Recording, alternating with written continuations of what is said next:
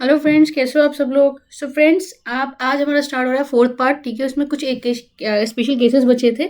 Last time हमने discuss कर लिए थे आपके reverse acquisition, step up acquisition और कि नई कंपनी फॉर्म हो रही है और उसमें बोर्ड मेंबर जिसकी भी मेजोरिटी होगी तो मतलब वहाँ पर पीसी पे नहीं होती, पीसी नील होती है और एनसीआई होती है जो होती है। ठीक है, वहाँ पर क्या होता है कि वहाँ पर एक नई कंपनी बनाई जाती है।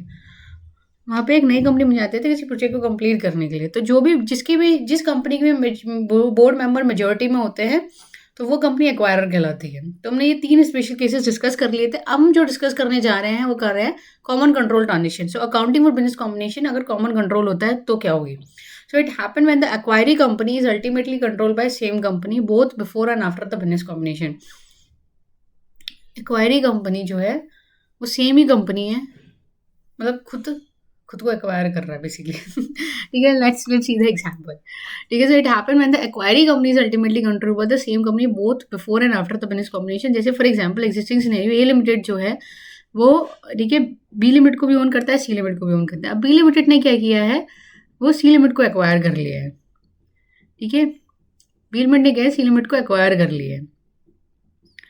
तो अब क्या लाइन बन गई, ए लिमिटेड सी लिमिट को भी कंट्रोल करती है, ए लिमिट बी लिमिट को भी कंट्रोल करती है और बी लिमिटेड सी लिमिट को भी कंट्रोल करता है। ठीक है, सो अल्टीमेटली कंट्रोल कौन कर रहा है, ए लिमिटेड कर रही है। कंट्रोल कौन कर रहा है, ए लिमिटेड कर रही है कंट्रोल। ओके, तो इसमें लिया कॉर्पोरेट रिस्ट्रक्चरिंग, केवल एक कॉर्पोरेट रिस्ट्रक्चरिंग होती है on a paper, not a business acquisition in substance. ठीक है, कोई बिजनेस एक्विजिशन नहीं होता क्योंकि चलनी किसकी, ए लिमिट की चलनी है। Okay friends, so here acquire company is known as transfer company. Transferee company, जो एक्वायर कंपनी होती है वो कौन सी कंपनी कहलाती है, जैसे बी लिमिटेड है यहाँ पर। ठीक है, अब बी लिमिटेड क्या है, ट्रांसफरी कंपनी है और ए लिमिटेड क्या हो जाएगी, एक्वायरी कंपनी कौन है यहाँ पे, सी है और एक्वायर कंपनी बी है।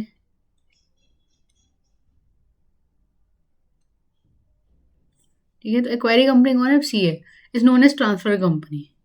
क्योंकि क्यों हो रहा है, क्योंकि इसमें ना सी लिमिटेड ट्रांसफर हो रही है, 3 लिमिट्स में एसेट ट्रांसफर हो रहे हैं इसलिए ट्रांसफरर कंपनी, और बी लिमिटेड में एसेट्स आ रहे हैं। ठीक है, इसलिए वो transferee company. For accounting for common control राशि pooling of interest method use किया जाता है। ठीक है, जबकि हमारा जो आईएफआरएस है, वो एक्विजिशन मेथड की बात करता है। ठीक है, वो pooling of interest method IFRS में है ही नहीं। ठीक है, तो लेकिन लेकिन हम कहते हैं भाई आप आईएफआरएस में एक्विजिशन मेथड यूज नहीं करोगे क्योंकि एक्विजिशन नहीं चल रही, कॉर्पोरेट स्ट्रक्चरिंग हो रही है, इसलिए pooling of interest method use होगा। ठीक है, तो ये हो जाता है आपका कार्व आउट, सॉरी ये हो जाता है आपका कार्व इन, कि हम ये एडिशनल चीज़ें डाल रहे हैं इसमें, ये डाल रहे हैं कि भाई इसमें pooling of interest method use होगा। तो जब भी कभी एडिशनल चीज़ें डाली जाती हैं आपके इंडेस में तो उसको बोलते हैं कार्विन, और जो आईएफआरएस में नहीं है ना। और अगर कोई भी एडिशनल, मतलब कोई भी आईएफआरएस में जो चीज़ है जो हमें सही नहीं लग रही वो हम निकाल देते हैं, तो और स्ट्राइक आउट कर देते हैं बेसिकली, तो उसको कहते हैं carve out. Okay, so step to be follow for accounting of business combination case of common control transaction, identify the transferee company. सबसे पहले आप क्या पता करोगे कि भाई ट्रांसफरी कंपनी कौन है। ठीक है, ट्रांसफरी कंपनी कौन, वो कंपनी जिसमें एक्वायर है। यहाँ पर कौन सी कंपनी, बी लिमिटेड एक्वायर है, बी लिमिटेड एक्वायर है तो उसको ट्रांसफर नहीं, क्यों, क्योंकि उसमें एसेट ट्रांसफर हो रहे हैं, उसमें एसेट समा रहे हैं। ठीक है, determine date of acquisition, date of acquisition पता करोगे, फिर पीसी पता करोगे, वही सारे स्टेप्स है गाइस जो कि हमने पढ़े थे business combination, normal business combination cases में। तो ऑल एसेट्स लाइबिलिटीज होगी, fair value, sorry books value पे ली जाएंगी, फेयर वैल्यू पे नहीं ली जाएगी बिकॉज वो एक्विजिशन नहीं है, पूलिंग ऑफ इंटरेस्ट मेथड की बात हो रही है। और क्या होगा, all reserve of transfer company. ठीक है, यहाँ पे किसकी बात चल रही है, एक्वायरी कंपनी के सारे एसेट्स और लाइबिलिटीज की बात चल रही है, इसका मतलब सी लिमिटेड की बात चल रही है ना। तो कंपनी की बुक वैल्यू, सी लिमिटेड के जो बैलेंसेस हैं वो कंपनी की बुक वैल्यू पे ली जाएंगे। ऑल रिजर्व्स और ट्रांसफरर, ठीक है, जो भी एक्वायरी कंपनी है, company also take book value, जो भी रिजर्व है वो भी बुक वैल्यू पे लिए जाएंगे, पूलिंग ऑफ इंटरेस्ट मेथड चल रहा है इसलिए। ठीक है, एनसी इज नॉट एप्लीकेबल डिजन common control transaction. Calculation of capital reserve होगा, स्टेप 6 में परचेज कंडीशन हो जाएगी माइनस नेट एसेट्स हो जाएंगे including reserve taken over by transferor. Okay, मतलब अल्टीमेटली एक्वायरी कंपनी के वो माइनस हो जाएंगे तो आपके गुडविल और कैपिटल आ जाएगा। अगर आपका पीसी ज़्यादा है नेट एसेट्स से तो आपने गुडविल का पैसा दिया, लेकिन अगर आप नेट एसेट्स ज़्यादा है पीसी से तो क्या है गाइज, आपने कैपिटल रिजर्व मतलब गेन कर लिया। ठीक, गेन ऑन रिस्ट्रक्चरिंग हो गया। आपको देने थे 8 करोड़, लेकिन आपने दिए 7 करोड़, तो 1 करोड़ का बेनिफिट नेगोशिएट कर लिया ना आपने। स्टेप 6 हो गया। स्टेप 5 में जर्नल एंट्रीज होगी और स्टेप 8 में कंसोलिडेटेड फाइनेंशियल स्टेटमेंट बन जाएंगे। तो जर्नल एंट्री क्या होगी? Journal entry on acquisition date, देखिए, by transferee company in CFS। Transferee company कौन है यहाँ पे? बी लिमिटेड है, ठीक है। तो एसेट्स टेकन ओवर बाय, जो भी एसेट्स लिए जा रहे हैं ट्रांसफर कंपनी की, ट्रांसफर कंपनी कौन है? सी लिमिटेड, ठीक है। तो भी जो भी एसेट्स हैं वो आ जाएंगे, लाइबिलिटीज़ हैं वो आ जाएंगी सी लिमिटेड की, रिजर्व ले हैं वो आ जाएंगे, ठीक है। पीसी, अगर पीसी दिए तो वो आ जाएगी, और जो भी बैलेंस फिगर बचेगी वो क्या हो जाएगा? या तो गुडविल हो जाएगी या कैपिटल रिजर्व हो जाएगा, ठीक है। लेकिन दोनों के दोनों किस में जाएगा? दोनों के दोनों कैपिटल रिजर्व में ही जाएगा, ठीक है। ऐसा नहीं होगा कि डेबिट गुडविल है तो वो अलग से हो जाएगी। क्यों? क्योंकि गुडविल तो सच में कुछ है ही नहीं, हमने गुडविल का पैसा तो दे ही नहीं रहे हैं, सच में कोई गुडविल बन ही नहीं रही है ना। तो वो आ जाएगी आपकी कैपिटल रिजर्व में, वो कैपिटल रिजर्व डेबिट हो जाएगा, ठीक है। ये रिस्ट्रक्चरिंग है, इसलिए यहाँ पे गुडविल नहीं आती। फिर आप क्या करोगे? CFS बनाओगे ट्रांसफरी कंपनी का, मतलब एक्वायर का, मतलब बी लिमिटेड का, ठीक है।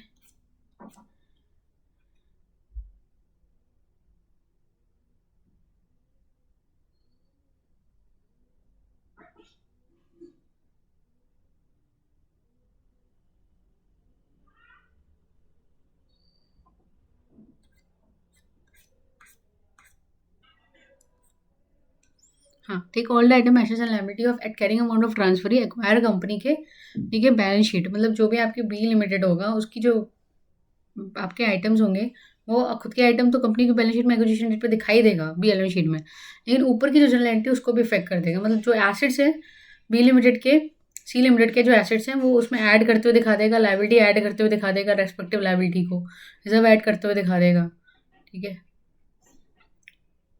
जो भी रिजर्व आपके कैपिटल रिजर्व है, अगर गेन हुआ है तो ऐड करते हुए दिखाएगा, लॉस हुआ है तो उसमें से माइनस करते हुए दिखा देगा। तो ये सब एंट्रीज हो जाएंगी, ओके। अब आता है हमारा दूसरा स्पेशल केस, ठीक है। हमारे 4 स्पेशल केस हो गए, अब ये 5th वाला आ रहा है मर्जर का, अकाउंटिंग फॉर मर्जर।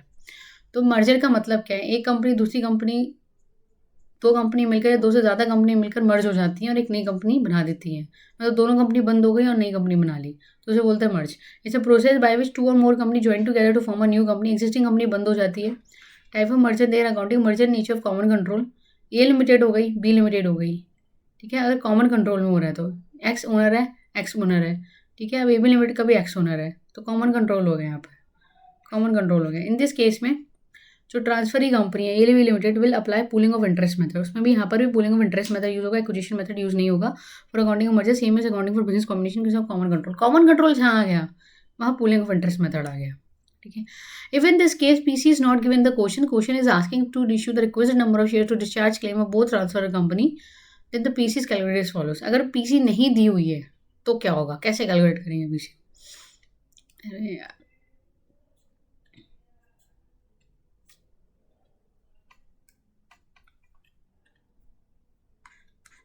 पीसी को कैसे इन दिस, तो ऐसे होंगे total PC equal to net assets including reserve taken over of transfer company, ठीक है। Net assets including reserve taken over of transfer company, distribute this total PC to both transfer company in the ratio of their assets, okay। net assets including reserve taken over of transfer company, तो इसमें क्या होगा? Transfer company कौन है? Transfer company कौन है? दो ही है यहाँ पर transfer company, A and B limited. तो A limited and B limited दोनों की एसेट्स आ रही हैं। So distribute total PC to both transfer company in the ratio of their net assets. तो आप क्या कर दोगे? इनकी जो भी नेट एसेट्स का रेशियो उसी में बांट दोगे, ट्रांसफर कंपनी जो भी टोटल पीसी है।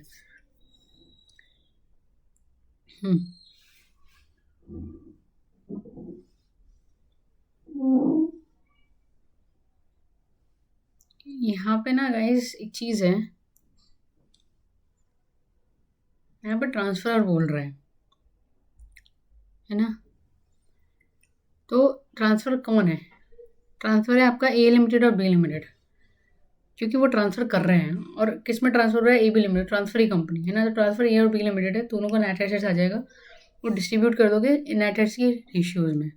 Okay, merger in case of business acquisition, अगर बिजनेस एक्विजिशन के केस में मर्जर है तो क्या होगा, एक्विजिशन मेथड अप्लाई होगा। ए लिमिट का ओनर ए है और बी लिमिट का बी है, और ए लिमिटेड मर्ज करके ओ और कोई ओनर हो गया, तो in this case acquire company जो है वो ए बी लिमिटेड है, will apply acquisition method for accounting of merger. ठीक है, same as accounting for business combination. ठीक है, अगर रिवर्स एक्विजिशन है तो क्या होगा मर्जर, उस केस में एक्विजिशन मेथड हमने जो 8 स्टेप्स पढ़े थे ना वही होंगे अल्टीमेटली, कुछ नहीं होगा, वो वही होंगे मेथड। कॉमन कंट्रोल होता तो proving of interest method use होता, लेकिन इसमें जो 8 स्टेप्स है, क्या था सबसे पहला स्टेप, क्या था फ्रेंड्स, सबसे पहला क्या स्टेप था, एक्वायर पता करोगे भाई एक्वायर कौन है। दूसरा क्या था, आप डेट ऑफ एक्विजिशन पता करोगे। तीसरा क्या था, तीसरा था पीसी कैलकुलेट करोगे। चौथा क्या था, चौथा था कि भाई आप नेट एसेट्स कितनी जा रही है, टेकन ओवर कितनी हो रही है, वो पता करोगे वो फेयर वैल्यू पे। ठीक है, और उसके बाद क्या था, एनसीआई कैलकुलेट करोगे, नॉन कंट्रोलिंग इंटरेस्ट। ठीक है, ये आता है आपके स्टेप 5। स्टेप 6 क्या था आपका, कैपिटल, सीआर और गुडविल दोनों कैलकुलेट करोगे। चौथा जनरल एंट्री करोगे, सातवां, और आठवां क्या था आपका, आप सीबीएस बनाओगे, और कैरिंग जो भी उसकी वैल्यू है, फेयर वैल्यू, ठीक है, जो भी आपकी फेयर वैल्यू है एक्वायरी कंपनी की, उसको ऐड कर लोगे। तो यही सारे स्टेप यहाँ पर फॉलो हो जाएंगे, है ना, ऊपर जहाँ पे बिजनेस एक्विजिशन हो रहा है। और रिवर्स एक्विजिशन केस में ए ओनर है, बी का ओनर है, और ए बी लिमिटेड बी अब ओनर हो गया, मर्ज हो गया। तो अब यहाँ पर क्या होगा,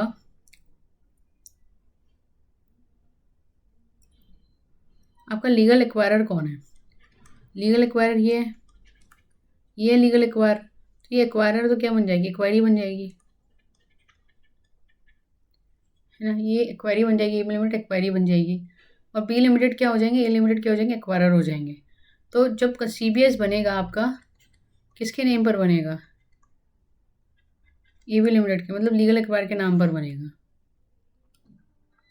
ए बी लिमिटेड दिखाएगी कितनी शेयर्स मैंने इशू कर दिए हैं, तो in this case accounting acquirer B limited will apply same, क्योंकि बी ओनर हो गया ना, तो बी लिमिटेड जो होगा वो एक्वायर होगा, अकाउंटिंग एक्वायरर, क्योंकि बी के हाथ में आ गई पावर। अगर ये ए के हाथ में यहाँ पर होती, ए इसका ओनर बन जाता नाता देन बी, तो फिर ए लिमिटेड क्या होता, अकाउंटिंग एक्वायरर होता, ए लिमिटेड क्या होता, अकाउंटिंग एक्वायरर होता, है ना। तो ये है guys, in this case accounting acquirer B limited will apply accounting as same as given business combination के वजह of reverse acquisition. Reverse acquisition में जैसा है वैसा ही रहेगा।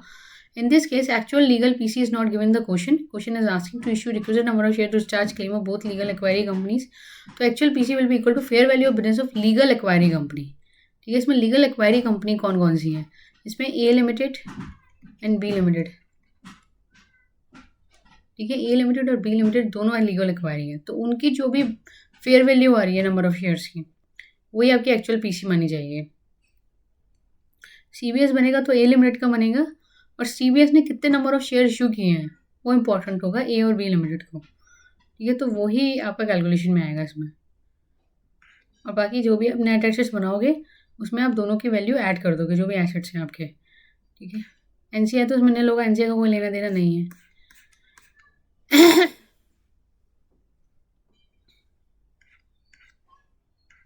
रिवर्स एक्विजिशन में अगर आपको पढ़ना है तो एक बार फिर से पढ़ लेते हैं कि क्या क्या स्टेप्स हमने फॉलो किए थे उस टाइम पे। रिवर्स एक्विजिशन की केस में, एक मिनट, रिवर्स एक्विजिशन, ये ना रिवर्स एक्विजिशन। ठीक है, सबसे पहले हम लोग आइडेंटिफाई करेंगे एक्वायरर कंपनी को। तो एक्वायरर कौन है इसमें, ऊपर नीचे वाले केस में, मर्जर के केस में एक्वायरर कौन है,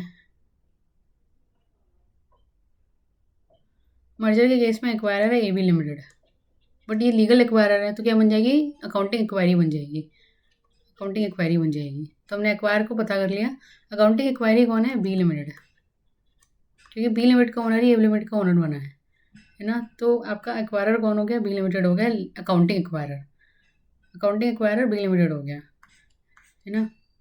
बी लिमिटेड अपने बुक्स में बना रहा होगा, तो एक मिनट, बी लिमिटेड अपने बुक्स में बना रहा होगा। फिर डेट ऑफ एक्विजिशन कौन सी होगी, वही डेट होगी जब एक्विजिशन हो रहा है। ठीक है, जब एग्रीमेंट वगैरह साइन हो गया, एक्विजिशन हो गया है, वही वाली डेट होगी।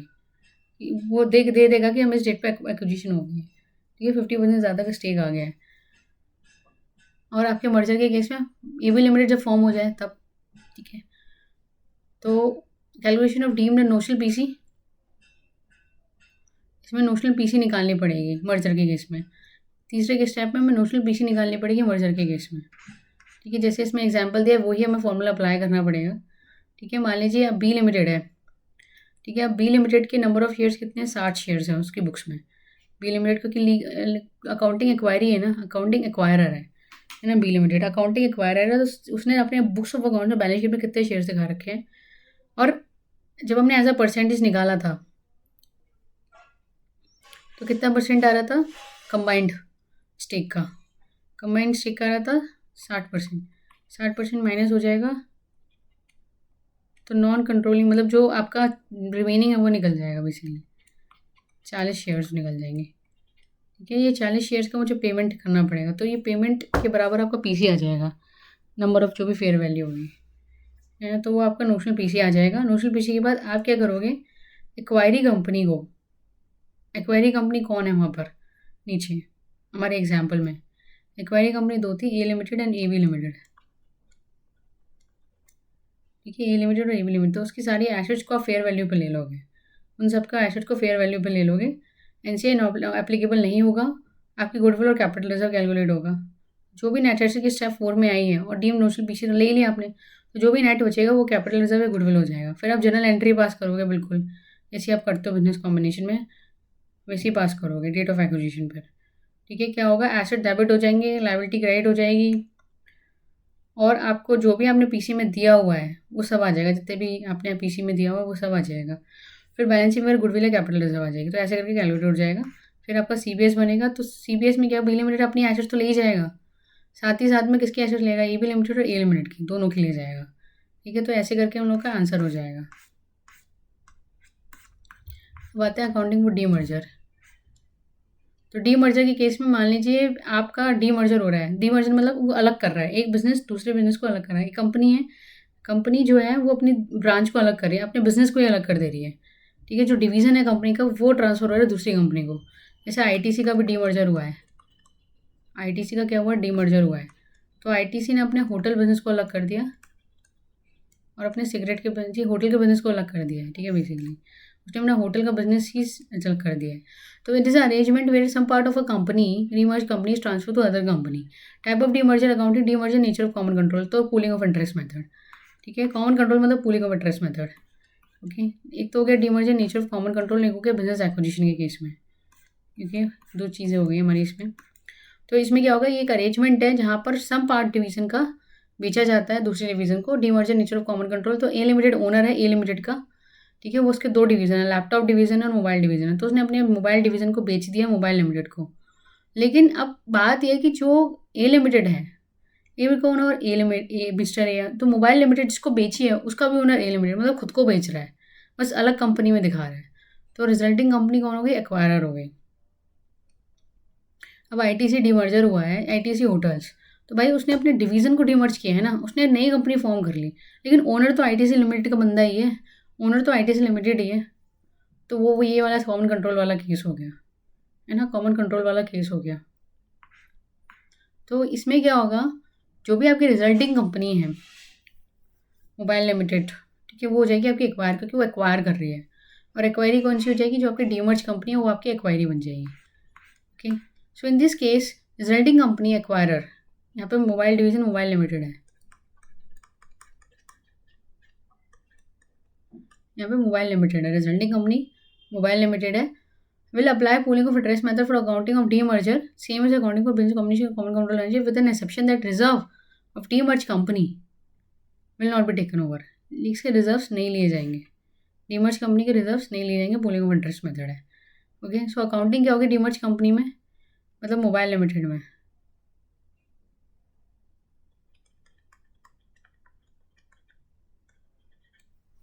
Liabilities taken over, transfer to resulting company, lessees resulting company. Basically derecognition का काम हो रहा है, डीमर्ज हो रहा है तो डी रिकग्निशन का काम हो रहा है, डीमर्ज ये नहीं हो रहा, फिर ये वो हो रहा है ऊपर वाला। ये रिजल्टिंग कंपनी है और ये आपका मोबाइल डिवीज़न जो है वो डीमर्ज है, तो ए लिमिटेड हो जाएगा इसमें। तो अब डी रिकग्नाइज कर रहे हो तो लायबिलिटी को क्या करोगे, डेबिट करोगे, एसेट को क्रेडिट करोगे। तो जो भी गेन और लॉस आएगा उसे आप कैपिटल रिजर्व में ट्रांसफ़र कर दोगे, क्योंकि रीस्ट्रक्चरिंग है। रीस्ट्रक्चरिंग जितनी भी चीज़ें होती हैं वो कैपिटल रिजर्व में जाती हैं, ठीक है, कैपिटल रिजर्व में जाती है। कॉमन कंट्रोल वाले ट्रांजेक्शन जो होते हैं उसमें आपको कैपिटल रिजर्व ही मिलेगा देखने को, चाहे वो डेबिट हो या क्रेडिट हो। ओके, अब आता है बिजनेस एक्विजिशन का केस। ठीक है, अब मिस्टर ए लिमिटेड है, इसका ओनर मिस्टर ए है। ए लिमिटेड है, इसका ओनर मिस्टर ए है। लैपटॉप डिवीज़न मोबाइल डिवीज़न है, तो मोबाइल डिवीज़न उसने मोबाइल लिमिटेड को भेज दिया, लेकिन मोबाइल लिमिटेड का जो ओनर है वो अलग है, एक्स है। आईटीसी ने अपने आईटीसी होटल को किसी और दूसरे आईटीसी ने टाटा को भेज दिया, जस्ट लाइक दैट। ठीक है, आईटीसी ने रिलायंस को भेज दिया आईटीसी होटल को, तो होटल वाला डिवीज़न रिलायंस को भेज दिया। So in this case, resulting company, Mobile Limited, will apply acquisition method for accounting of demerged company, same as accounting for business combination। जो हमारे 8 स्टेप्स थे वही सब है एक्विजिशन मेथड में। और इसमें नेट एसेट जो ली जाती है वो फेयर वैल्यू पे ली जाती है। आपकी जो कॉमन कंट्रोल वाले हैं उसको बुक वैल्यू पे ली जाती है, ठीक है, ये बात ध्यान रखना आप। ओके, सो अब आ गया some interest stake in joint operation में। जॉइंट ऑपरेशन में कुछ इंटरेस्ट एक्वायर कर लिया, खरीद लिया है, तो apply business combination accounting for acquisition of same stake interest in joint operation from a company. Okay,